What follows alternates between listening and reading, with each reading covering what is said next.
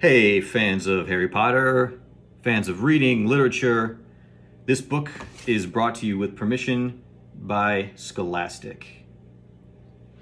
Enjoy. Hey everybody, welcome back to Serious for Reading. Today we're going to be continuing with Chapter 6, Part 2. It's been a little while, but we're back. Keep checking back for videos posted every few days. We are reading Harry Potter and the Sorcerer's Stone, Book 1, Year 1, by J.K. Rowling. In the last chapter, couple chapters, Harry found out he was a wizard. Harry found out what really happened to his parents. They were killed by the evil sorcerer, Voldemort. And he just caught the train to Hogwarts at 9 3/4 station. Harry is feeling a little reluctant because he doesn't know anything about the wizarding world at all. But everyone seems to know who he is because of what happened to him and his parents, which is why he's got that lightning bolt scar on his forehead. So he's very nervous, which I think we all tend to get, especially when we're starting off in a new school or a new environment or meeting new people. Tell me what you think in the comments below. And don't forget to subscribe, to share, to like. It really helps me out a lot. And this is a great resource for teachers at home and students at home as well. Let's continue with Chapter 6, The Journey from Platform 9 3/4. I don't actually need these. I just thought it looked kind of cool on them. Around 12:30, there was a great clattering outside in the corridor, and a smiling, dimpled woman slid back their door and said, "Anything off the carts, dears?" Harry, who hadn't had any breakfast, leapt to his feet, but Ron's ears went pink again, and he muttered that he'd brought sandwiches. Harry went out into the corridor. He had never had any money for candy with the Dursleys, and now that he had pockets rattling with gold and silver, he was ready to buy as many Mars bars as he could carry. But the woman didn't have Mars bars. What she did have were Bertie Bott's every flavored beans, Drooble's best blowing gum, chocolate frogs, pumpkin pasties, cauldron cakes, licorice wands, and a number of other strange things Harry had never seen in his life. Not wanting to miss anything, he got some of everything and paid the woman 11 silver sickles and 7 bronze nuts. Ron stared as Harry brought it all back into the compartment and tipped it onto an empty seat. "Hungry, are you?" "Starving," said Harry, taking a large bite out of a pumpkin pasty. Ron had taken out a lumpy package and unwrapped it. There were 4 sandwiches inside. He pulled one of them apart and said, "She always forgets I don't like corned beef." "Swap you for one of these," said Harry, holding up a pasty. "Go on." "Well, you don't want this. It's all dry," said Ron. "She hasn't got much time," he added quickly. "You know, with 5 of us." "Go on, have a pasty," said Harry, who had never had anything to share before, or, indeed, anyone to share it with. It was a nice feeling, sitting there with Ron, eating their way through all Harry's pasties, cakes, and candies. The sandwiches lay forgotten. "What are these?" Harry asked Ron, holding up a pack of chocolate frogs. "They're not really frogs, are they?" He was starting to feel that nothing would surprise him. "No," said Ron, "but see what the card is. I'm missing Agrippa." "What?" "Oh, of course, you wouldn't know. Chocolate frogs have cards inside them, to collect. Famous witches and wizards. I've got about 500, but I haven't got Agrippa, or Ptolemy." Harry unwrapped his chocolate frog and picked up the card. It showed a man's face. He wore half-moon glasses, had a long, crooked nose, and flowing silver hair and mustache. Underneath the picture was the name Albus Dumbledore. "So this is Dumbledore," said Harry. "Don't tell me you've never heard of Dumbledore," said Ron. "Can I have a frog? I might get Agrippa." "Thanks." Harry turned over his card and read, Albus Dumbledore, currently headmaster of Hogwarts. Considered by many the greatest wizard of modern times, Dumbledore is particularly famous for his defeat of the Duke Wizard Grindelwald in 1945 for the discovery of the 12 uses of dragon's blood and his work on alchemy with his partner Nicholas Flamel. Professor Dumbledore enjoys chamber music and 10-pin bowling. Harry turned the card back over and saw, to his astonishment, that Dumbledore's face had disappeared. He's gone. Well, can't expect him to hang around all day, said Ron. He'll be back. Nope, I've got Morgana again, and I've got about 6 of her. Do you want it? You can start collecting. Ron's eyes strayed to the pile of chocolate frogs waiting to be unwrapped. Help yourself, said Harry. But in, the muggle world, people just stay put in their photos. Do they? What, they don't move at all? Ron sounded amazed. Weird. Harry stared as Dumbledore sidled back into the picture on his card and gave him a small smile. Ron was more interested in eating the frogs than looking at the famous witches and wizards cards, but Harry couldn't keep his eyes off them. Soon, he had not only Dumbledore and Morgana, but Hengst of Woodcroft, Alberic Grunion, Cirque, Paracelsus, and Merlin. He finally tore his eyes away from the druidess Cladona, who was scratching her nose to open a bag of Bertie Bott's every flavor beans. You want to be careful with those, Ron warned Harry. When they say every flavor, they mean every flavor. You get all the ordinary ones like chocolate and peppermint and marmalade. But then you can get spinach and liver or tripe. George reckons he had a boogie flavored one once. Ron picked up a green bean, looked at it carefully, and bit into a corner. Ugh! See? Sprouts. They had a good time eating the every flavor beans. Harry got toast, coconut, baked bean, strawberry, curry, grass, coffee, sardine, and was even brave enough to nibble the end off a funny gray one Ron wouldn't touch, which turned out to be pepper. The countryside, now flying past the window, was becoming wilder. The neat fields had gone. Now there were woods, twisting rivers, and dark green hills. There was a knock on the door of their compartment, and the round-faced boy Harry had passed on platform 9 3/4 came in. He looked tearful. Sorry, he said, but have you seen a toad at all? When they shook their heads, he wailed, Oh, I've lost him. He keeps getting away from me. He'll turn up, said Harry. Yes, said the boy miserably. Well, if you see him. He left.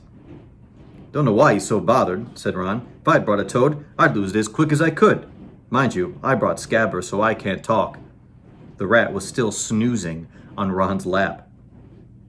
He might have died and you wouldn't know the difference, said Ron in disgust.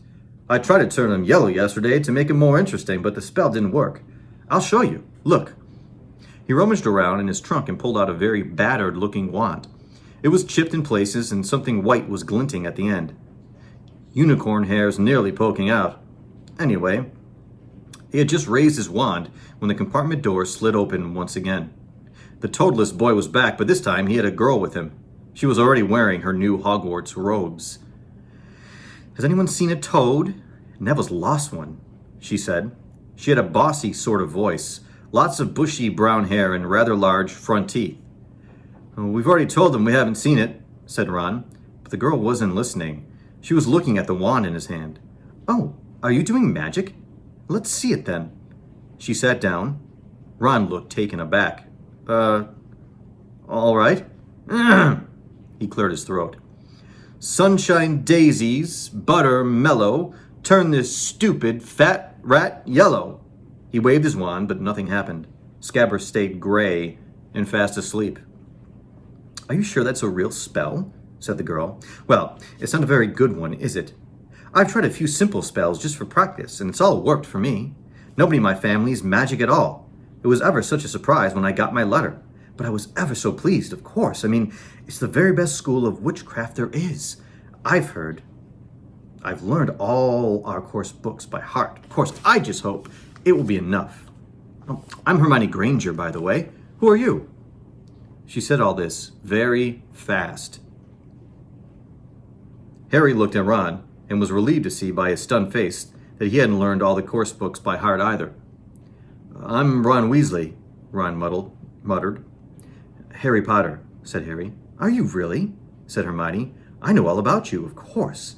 I got a few extra books for background reading, and you're in modern magical history and the rise and fall of the dark arts, and great wizarding events of the 20th century. "Am I?" said Harry, feeling dazed. "Goodness, didn't you know? I found out everything I could if it was me," said Hermione. "Do either of you know what house you'll be in? I've been asking around, and I hope I'm in Gryffindor. It sounds by far the best. I hear Dumbledore himself was in it. I suppose Ravenclaw wouldn't be too bad.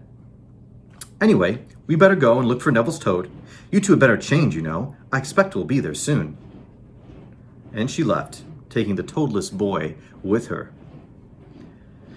"Whatever house I'm in, I hope she's not in it," said Ron.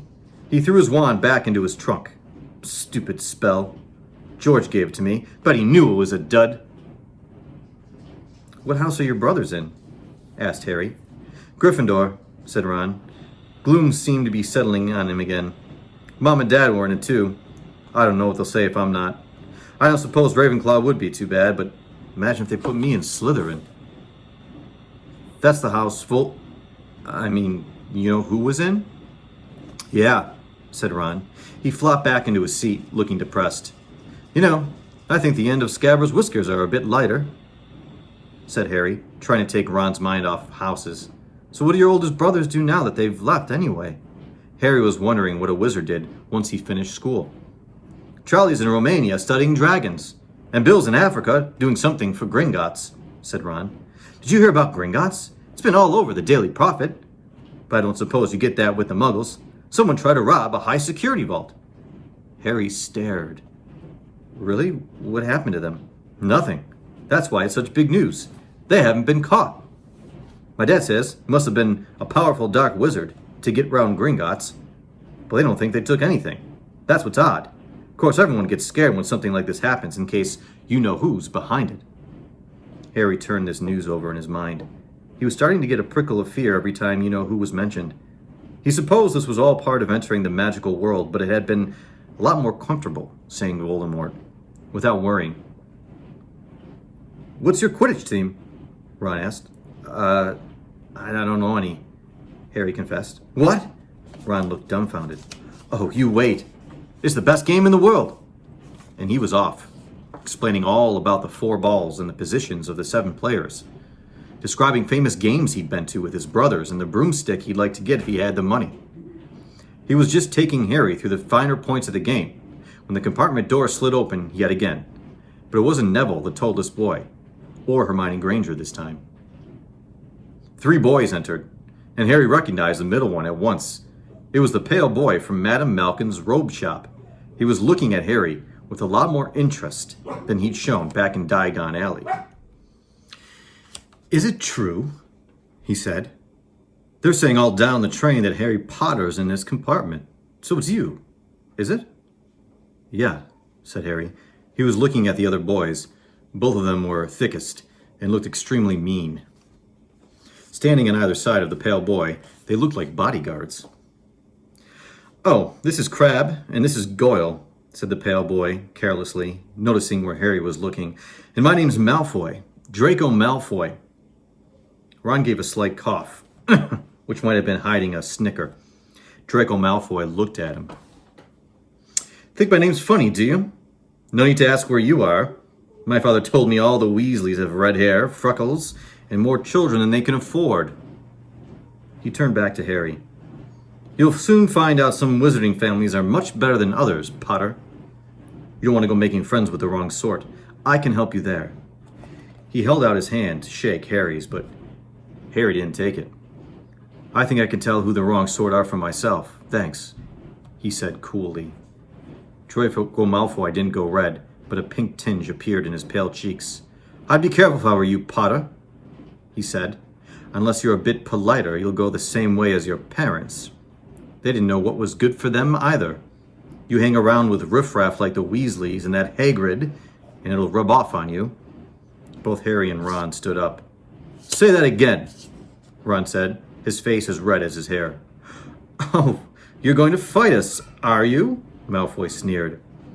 "Unless you get out now," said Harry, more bravely than he felt, because Crabbe and Goyle were a lot bigger than him or Ron.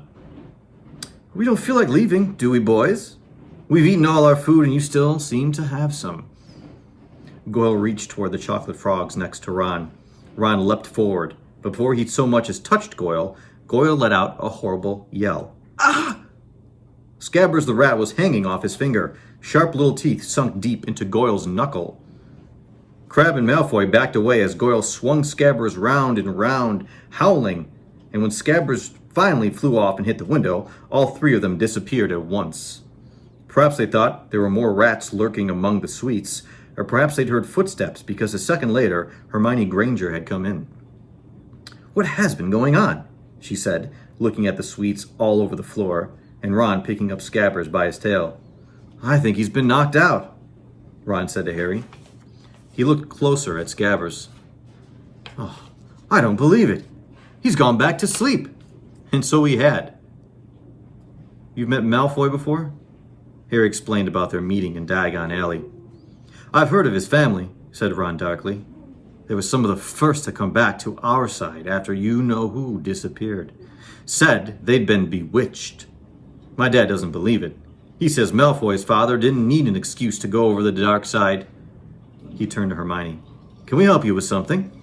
You better hurry up and put your robes on. I've just been up to the front to ask the conductor, and he says we're nearly there. You haven't been fighting, have you? You'll be in trouble before you even get there."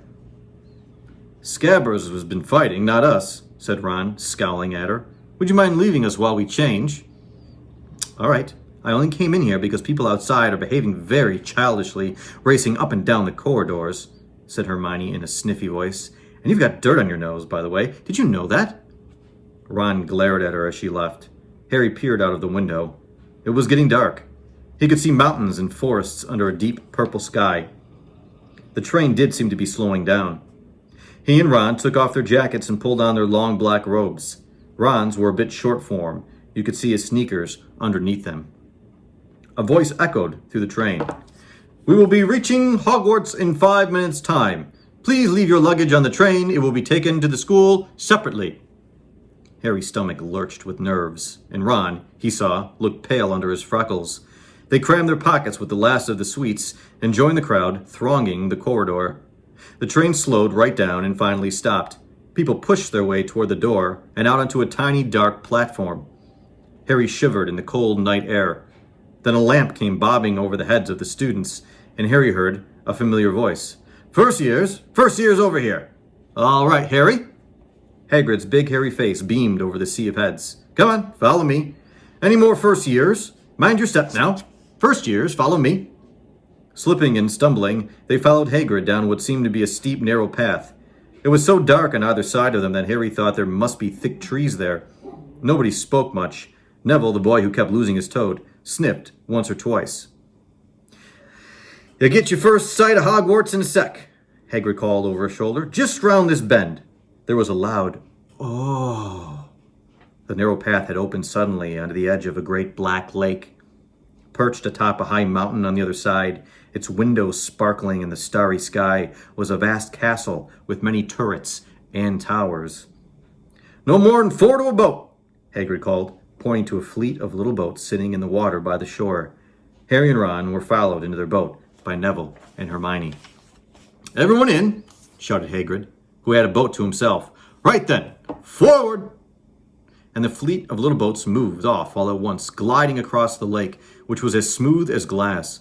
Everyone was silent, staring up at the great castle overhead.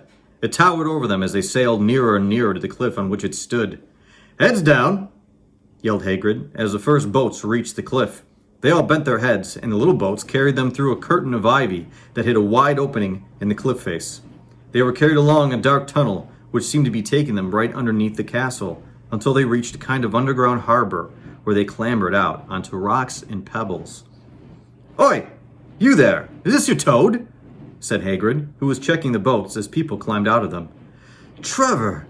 cried Neville blissfully, holding out his hands. Then they clambered up a passageway in the rock after Hagrid's lamp, coming out at last onto smooth, damp grass right in the shadow of the castle. They walked up a flight of stone steps and crowded around the huge oak front door. "Everyone here? You there, still got your toad?" Hagrid raised a gigantic fist and knocked 3 times on the castle door. That's the end of Chapter 6. We'll continue with Chapter 7 next, called The Sorting Hat. And if you saw the first video, you got a little preview of the Sorting Hat. So we're going to find out a lot more about the importance of that hat in the next chapter. Like, subscribe, share, comment below, and stay tuned for Chapter 7 in a couple days. Thanks.